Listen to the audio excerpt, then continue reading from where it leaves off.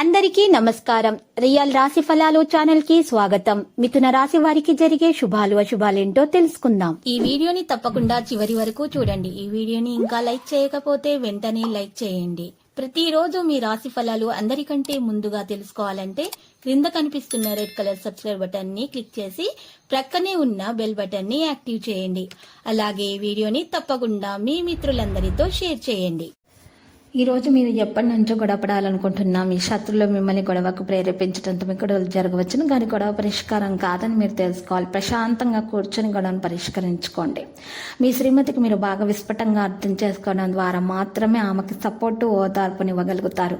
వైవాహిక జీవితంలో ఉన్నటువంటి సమస్యలు ఈరోజు తొలగించబడే దిశగా సాగుతాయి. మీరు ఈరోజు కొన్ని సంక్షోభంలో కూడా చిక్కుకోవచ్చు, కానీ వాటి నుండి మీరు తొలగించుకోవడానికి గట్టి ప్రయత్నాలు చేయాల్సి ఉంటుంది. ప్రయోజనాన్ని పొందుతారు. ప్రేమికులతో మంచి సంబంధం ఉంటుంది. ఆదాయం స్థిరంగా ఉంటుంది. సానుకూల రుణాలను తీసుకోవడానికి ఒక ప్రణాళిక ఉంటే దీనికి సంబంధించి పనిచేసే అవకాశం కూడా ఉంది. ప్రమోషన్ కోసం అవకాశాలు ఉందన్న మీ చర్యలను పూర్తి భక్తితో చేయాలి. ఆస్తి సంబంధిత సమస్యలను త్వరలో అధిగమించబడతారు. ఇక మీ భావాలను వారితో పంచుకోవడం జరుగుతుంది. పాజిటివ్గా ఆలోచించండి. ప్రజలతో మధురమైన సమయాన్ని గడపడానికి ప్రయత్నించండి. వ్యాపారంలో పోటీలు కొనసాగడానికి మీరు చాలా కష్టపడాల్సి ఉంటుంది. కుటుంబంలో ఎవరిని అవమానించకూడదు. మంచిగా మాట్లాడాలి. కోపాన్ని తెచ్చుకోకుండా ఉండాలి. ఈరోజు మీరు ఎవరి మనసు కూడా నొప్పించకూడదు.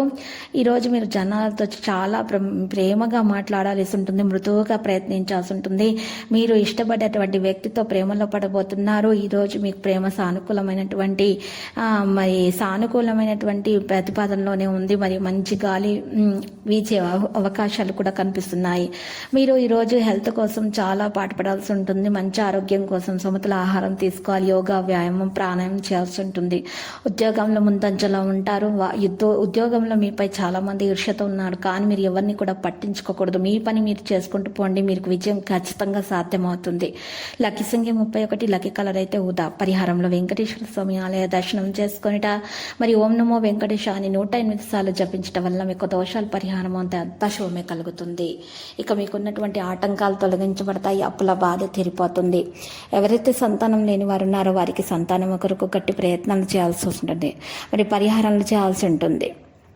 అమ్మవారికి పూజలు చేయాలి. అమ్మవారికి పూజలు చేసి మీరు కుంకుమార్చన చేయటం వల్ల మీకున్నటువంటి దోషాలు కూడా పరిహారం అవుతాయి. ప్రతిరోజు ఈ విధంగా రాశి ఫలాలు తెలుసుకోవడానికి వీడియోని తప్పకుండా లైక్ చేయండి. క్రింద కనిపిస్తున్న రెడ్ కలర్ సబ్స్క్రైబ్ బటన్ ని తప్పకుండా క్లిక్ చేయండి. లైక్ మరియు సబ్స్క్రైబ్ చేసిన వారికి ఈ రోజు ఏదో ఒక శుభవార్త వినాలని నేను దేవుణ్ణి ప్రార్థిస్తున్నాను. Thank you for watching this video.